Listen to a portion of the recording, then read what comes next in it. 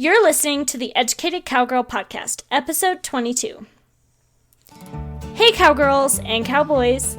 We all know that if you want a career in the equine industry, it requires a lot of hard work and sacrifice. But I think what is most important to have is passion. Making horses your life and career, you have to have an unwavering amount of passion and love for it, as it is not an easy lifestyle and will not make you a billionaire overnight. Well, on today's episode, I am so excited to share with you my conversation with a couple who I believe have the biggest heart and passion for their business, faith, family, and horses. Kason and Hattie Wolfe of Wolfe Select.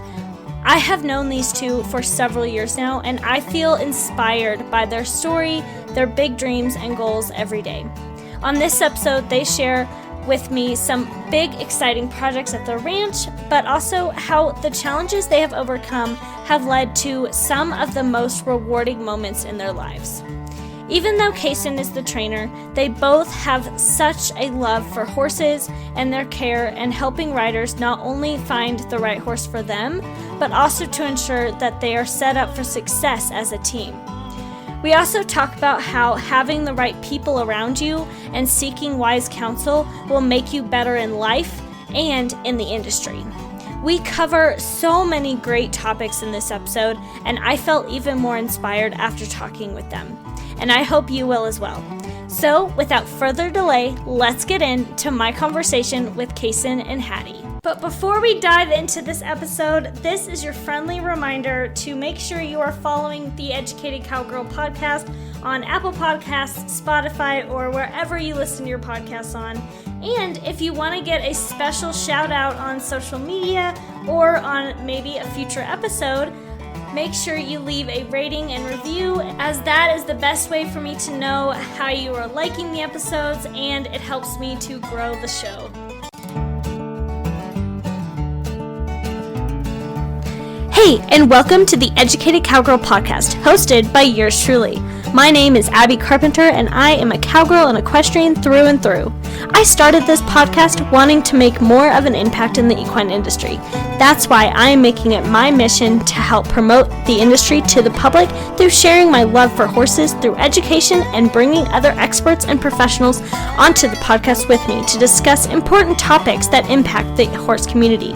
So whether you are a crazy horse lady like me, want to learn more about horses, or want to learn more about the industry, you've come to the right place. On this podcast, we will be talking about ownership, horsemanship, fitness, faith, breeds, and so much more.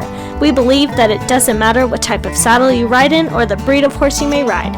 We all contribute to this community to make it great, and that there is always something to learn from the back of your horse. So grab a coffee and get ready to take some notes, and let's get started. This is the Educated Cowgirl Podcast. All right, so welcome back to the podcast, everyone. I am beyond excited with the folks I am talking with today, as they are very dear friends of mine, and I am so grateful to, as they have done so much for my journey with ranch sorting and everything. And thank you guys so much for sitting down with me this evening. Thank you for having us. We got here finally. Yes. So to kick us off, can you introduce yourselves to the listeners, share a little bit about your backgrounds, what you do, and a fun fact about yourselves? Oh boy. Ladies first. Okay. Well, I'm Hattie Wolfe. I am Kason's better or other half, and it depends on the day.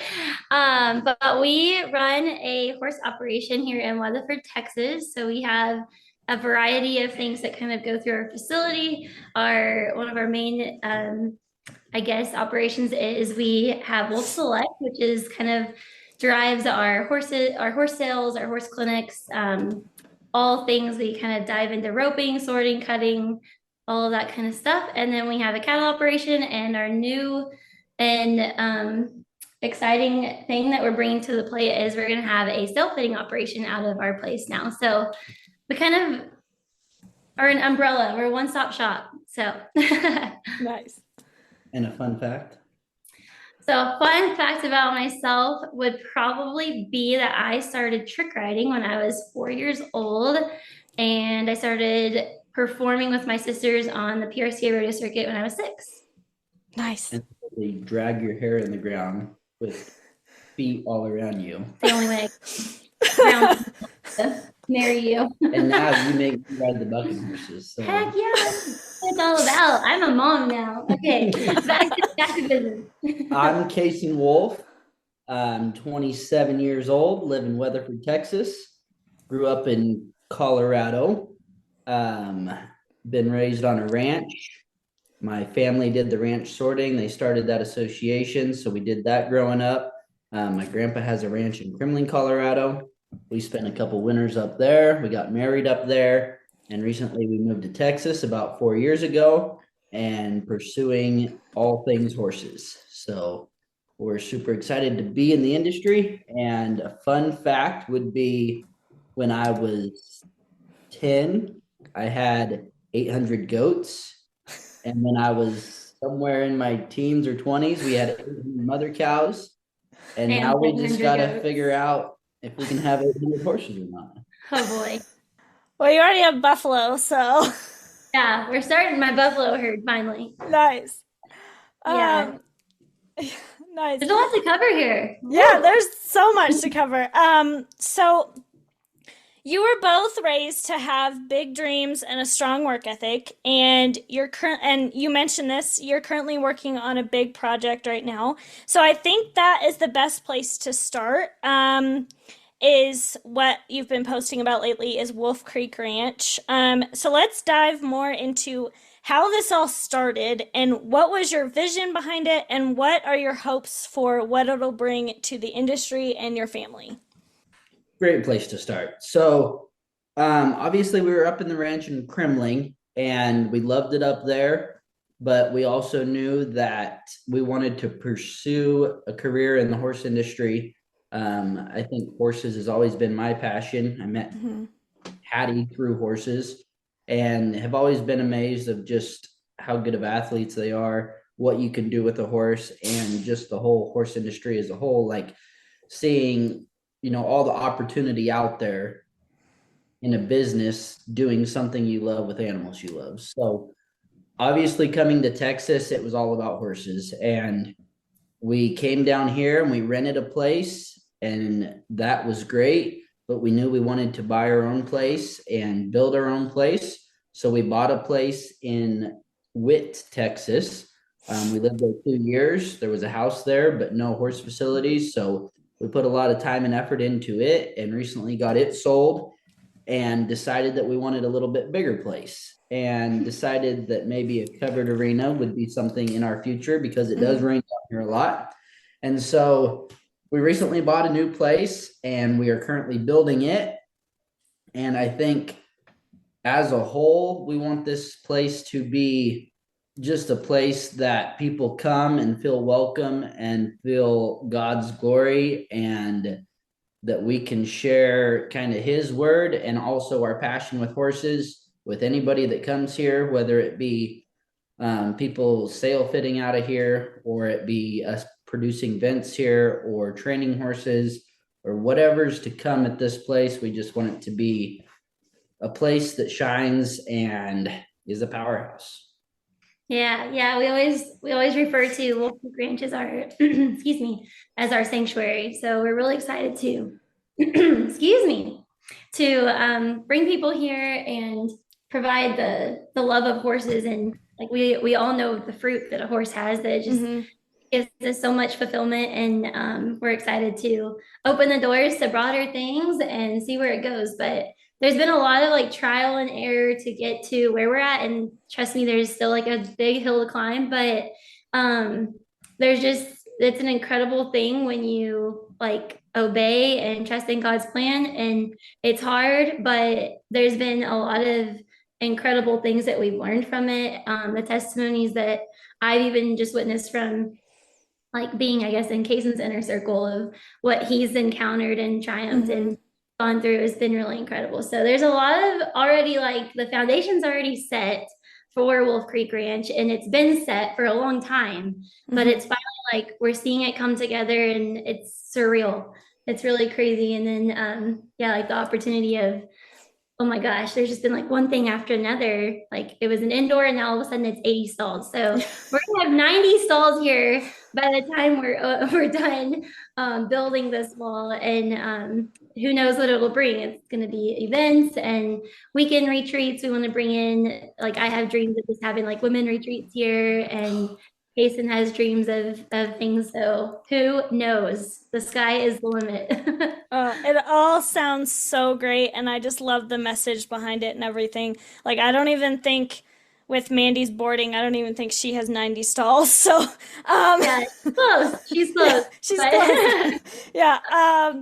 But I just love that. And that's also something I really love about y'all is the values and that you guys stand for, and also the care that you guys put into training and the well-being of the horses. So what has been the most rewarding part of Wolf Select, and then what has been the most challenging part, and how did you work through it?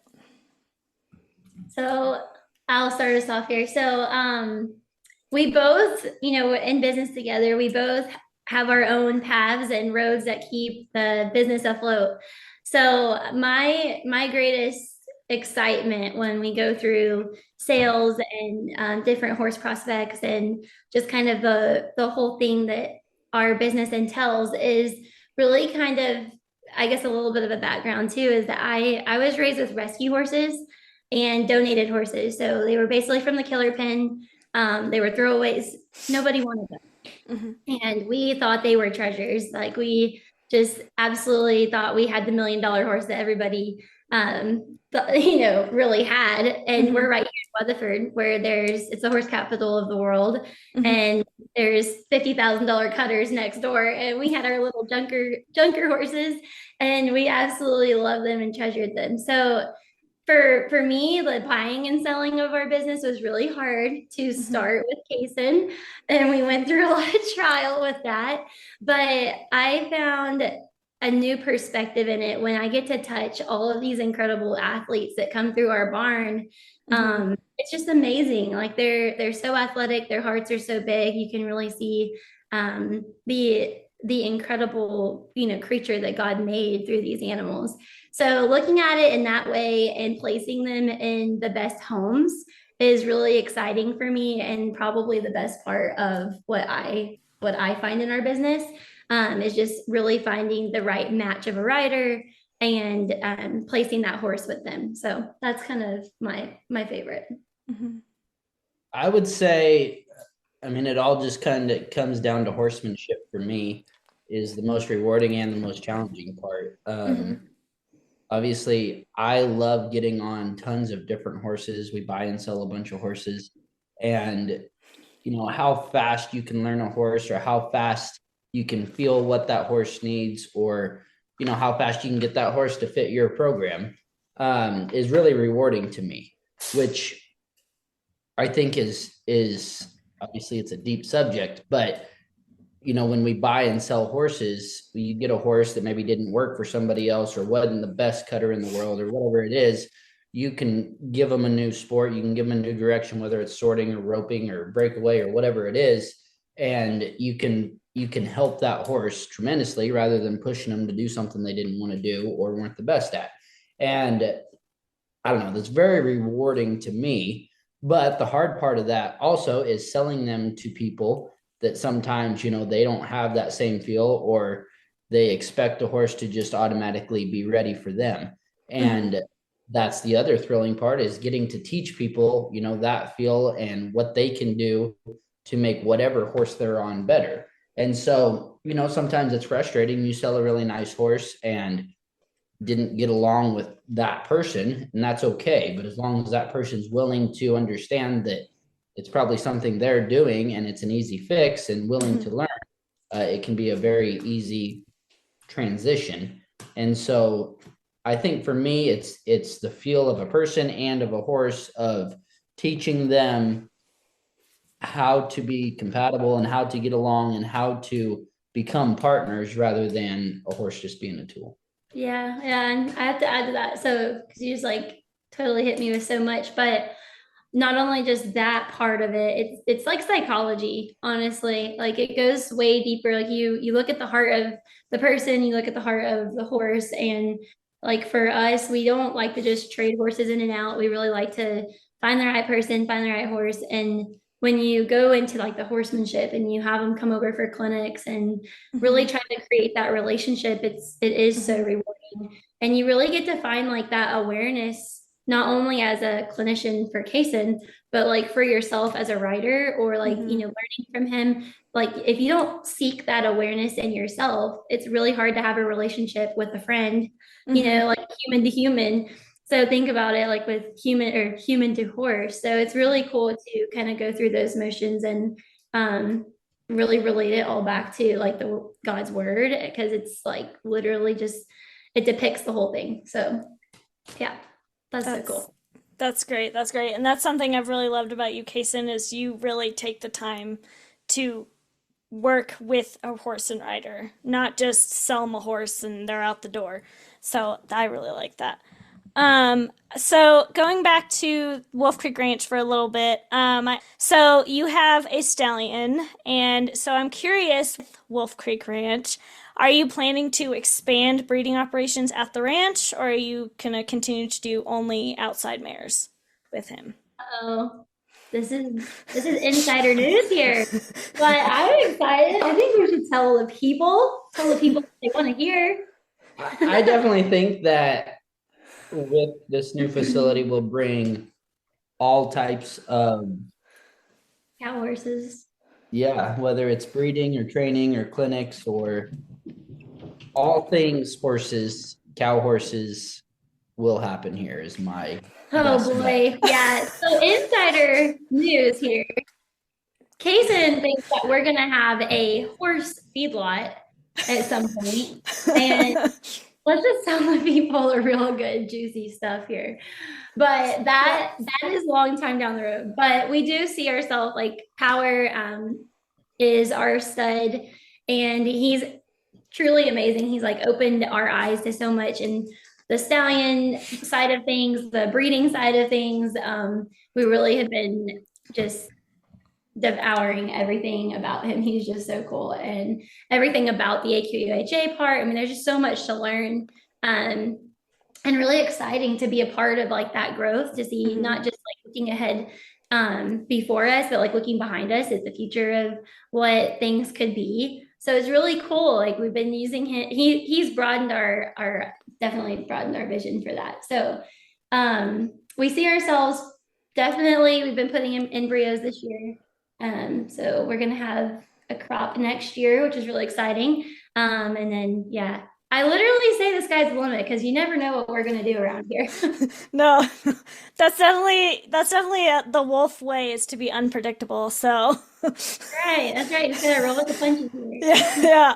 All right. So another big event that you guys created a few years ago, and that I've really enjoyed watching the success grow with this program, is the Horseman's Choice Cow Horse Sale, held during the RSNC World Finals in Fort Worth. Can you dive a little bit more into that idea of how the sale came to be, and what your goals were for it, and where do you hope it goes in the future? Yeah, for sure. So obviously my dad started RSNC, what, 12 years ago, 15 years ago, whatever it was. And sport has gotten very big.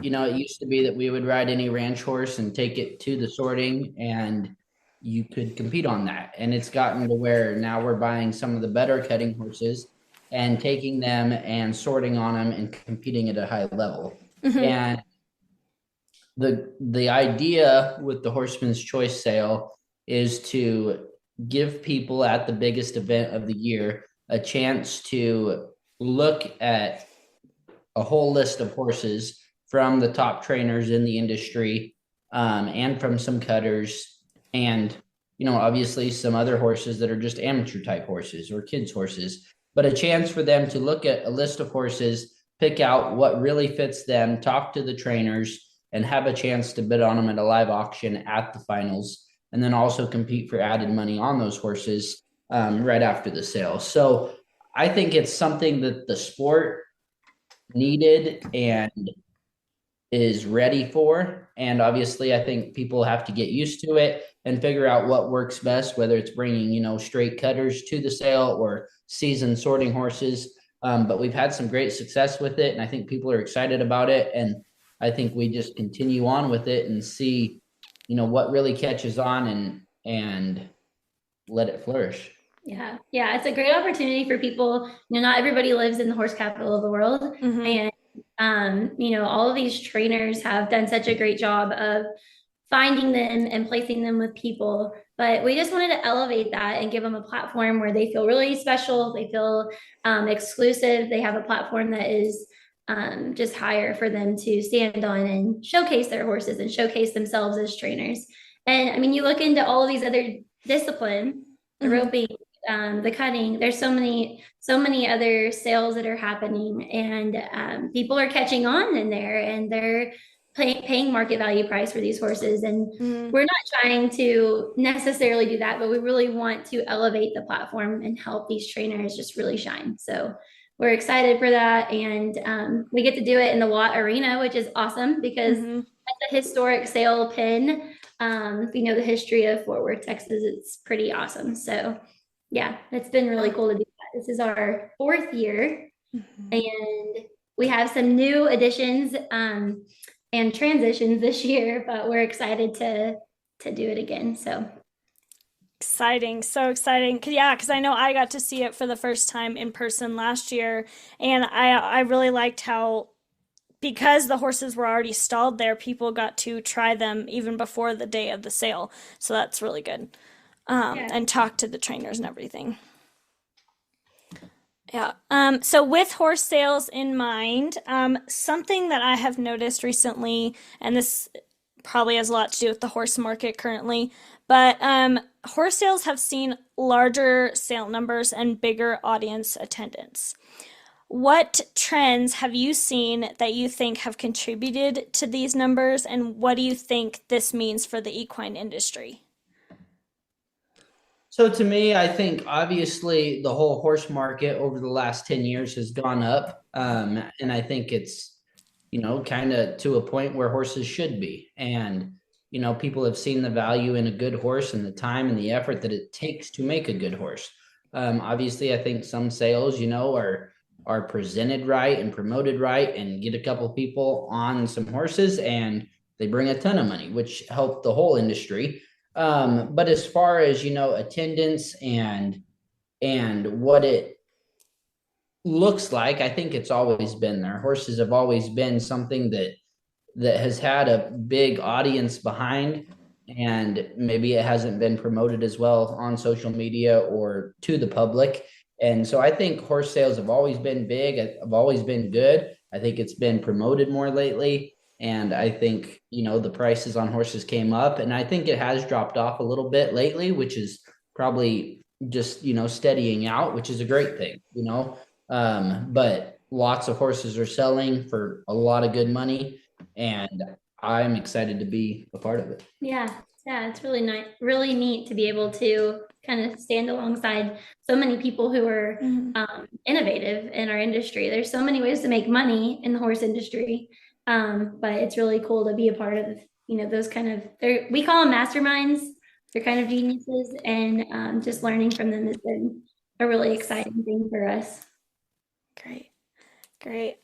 So going back to talking about clinicians and clinics, that is also something you guys offer to riders, as you mentioned, and having that strong partnership with their horses.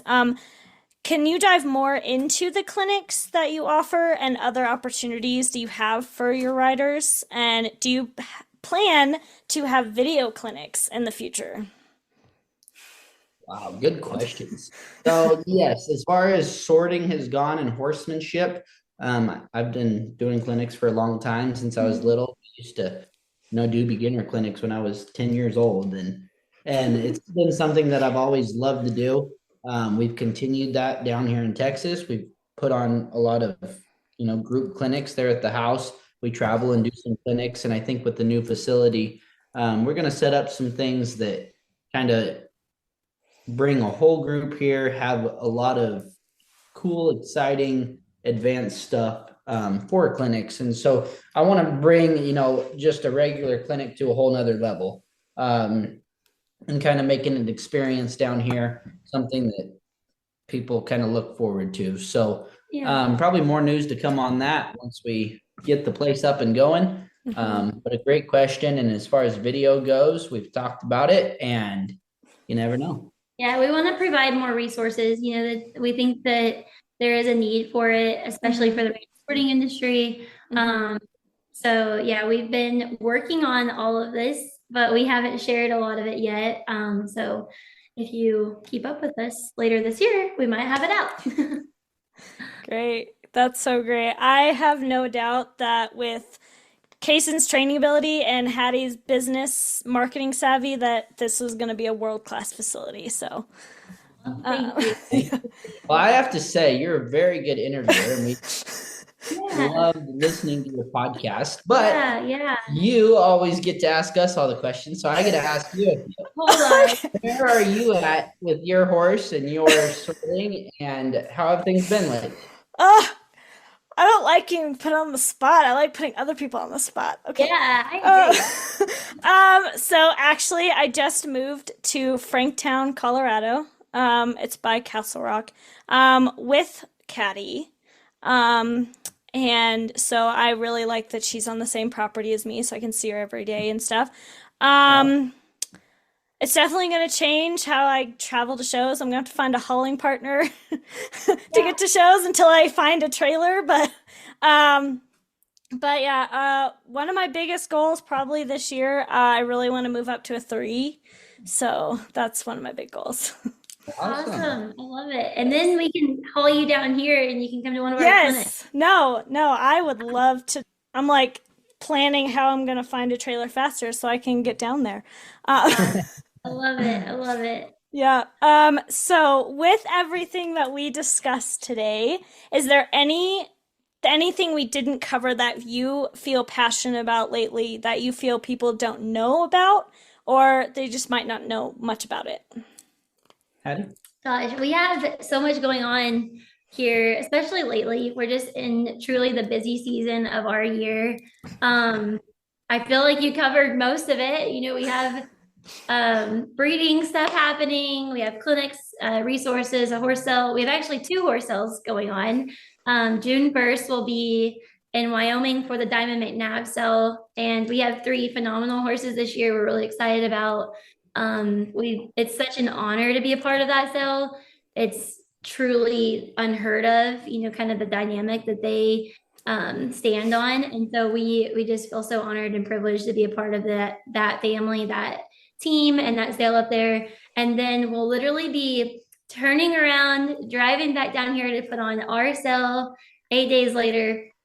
So yeah, and then hopefully after Cheyenne in July, things kind of die down. But amidst building 90 stalls, building an indoor arena, building an outdoor arena, roping, sorting, cutting, we're just trying to enjoy life as it comes. We have a 2-year-old amidst all of that too.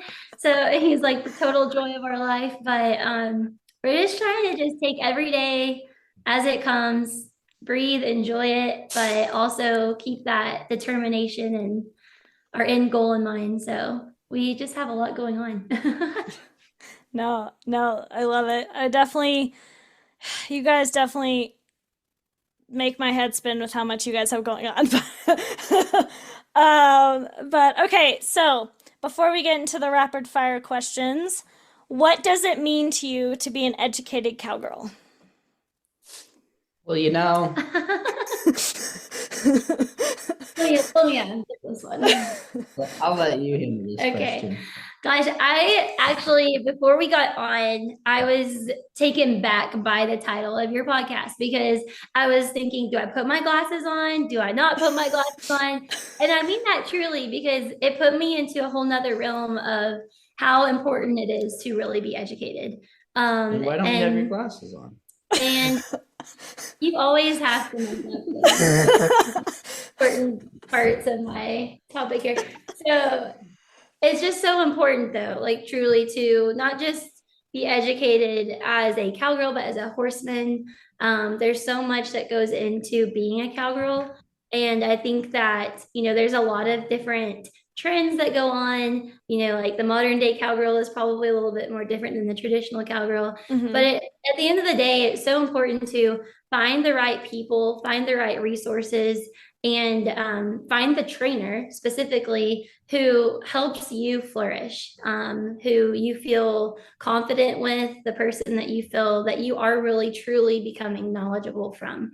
So I love the title of your podcast. I love all that you're doing with this because it's so important for cowboys and cowgirls to be educated, and all of the varieties that you're dipping into. I mean, you're so broad, just like the jumping industry, the Arabian industry, all the things that you're diving into.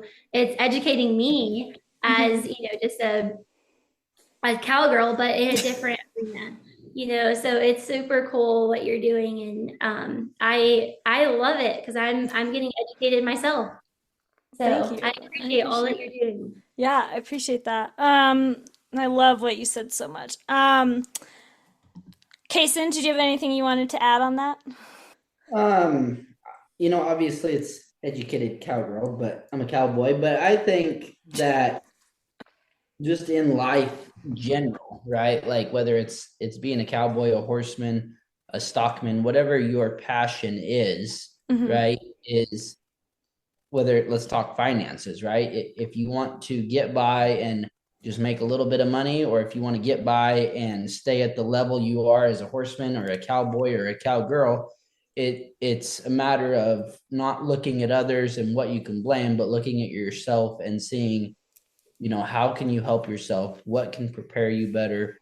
Where are your faults? And always being a student of the game, of the horsemanship, of finances, whatever it is, and knowing that you're the only one that can turn it around for yourself, that your self-help that you do for yourself is what's going to make you flourish. And obviously this is our passion. I think something God gave us to be on this earth, to reach others for our purpose, which is spreading his word and turning people towards Jesus. And so through our passion, I think we want to grow, we want to be students of the game so that we can flourish and reach more people. Yeah. And going back to just like being knowledgeable, like having wise people around you is how you grow in that. And like I was just thinking about like the person that you've learned so much from and been a student of, not only as in his clinics, but as a neighbor.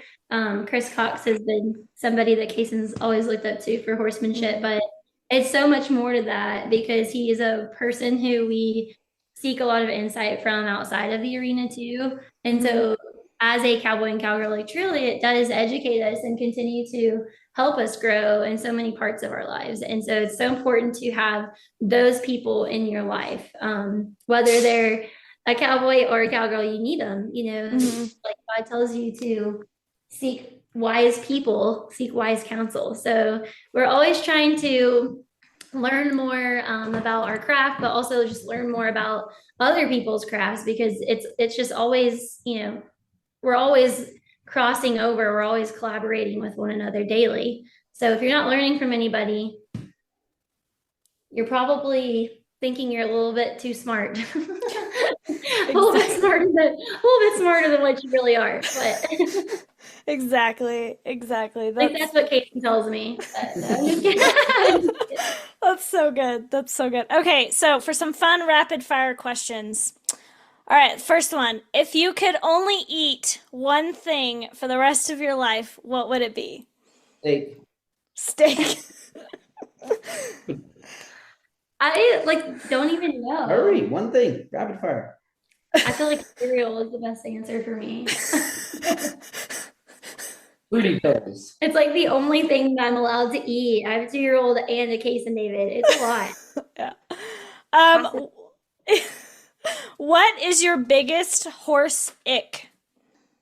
Too many to name. Yeah. Wait, he just went through this yesterday. Like, gosh, how do I answer that? Like, is it with yourself? Is it with other people? It's like something that you just see in the industry that kind of annoys you that people do. Okay, I have a good one. Not tying your halter up. Oh, okay. That's a good one. That's probably my biggest ick. Yeah. But that's kind of like a person ick. You don't Sorry. like that. It counts. It counts. All right. There's lots. Just name one. Like letting a horse Just be pushy. pull on the bit Yeah. and not do anything about it. Yeah. There's one. He has a lot to say about that. So I'm sure he has a lot to say about it. All right. If you could fly to any country tomorrow, which one would it be? St. Bars. That wasn't a country, but St. Bars. Where is that? It's in the Caribbean, I think. Okay. It's been on my mind a lot lately. I went to Australia once and I liked it and I'd probably go back. It's a good one. That's a good one. That's a really good one. All right. What is your all-time favorite dessert? Bread pudding. I don't know. Ice cream? I don't know. You could say ice cream. All right. Oh my gosh. Guys, this has been so much fun and we covered so much. I love talking with y'all. Thank you again for sitting down with me today. For those who want to follow along with what you're doing, where can they find you on social media and any websites you may have?